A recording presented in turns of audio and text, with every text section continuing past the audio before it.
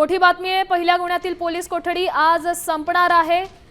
खरातला सध्या कोर्टात हजर करण्यात येते। सरकारी वकील म्हणून अजय मिसर बाजू मांडणार आहेत। सचिन भाटे हे खरातच्या बाजूने युक्तिवाद करणार असल्याचं कळतंय।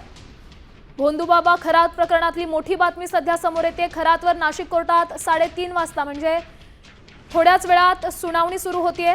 भोंदू खरातला कोर्टात हजर करण्यात आलेला आहे आणि आत्ताच्या घडीची ताजी बातमी तुम्ही पाहताय, ही दृश्य त्याच घटनेची आहे। भोंदू खरातला कोर्टातला हजर करण्यात आलेला आहे।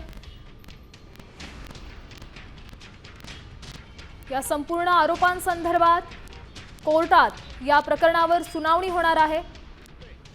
नाशिकच्या भोंदू खरात प्रकरणासंदर्भातली महत्त्वाची बातमी म्हणावी लागेल, कारण खरातला आता कोर्टात हजर केलं जात आहे।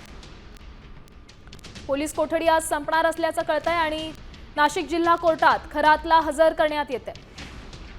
त्यामुळे या सुनावणीत नेमकं काय घडतंय, कशा पद्धतीने युक्तिवाद केला जातोय त्याकडेच अवघ्या राज्याचं लक्ष लागलंय। गेल्या अनेक दिवसांपासून राज्यभरातच जो मुद्दा सर्वाधिक तापलाय तोच भोंदू अशोक खरात या प्रकरणातला हा आत्ताची मोठी बातमी आहे, कारण खरातला कोर्टात हजर करण्यात येत आहे। नाशिक जिल्हा कोर्टात खरात दाखल झालेला आहे। त्याला कोर्टात हजर केलं जातं। थोड्याच वेळात या प्रकरणातली सुनावणी सुरू होईल।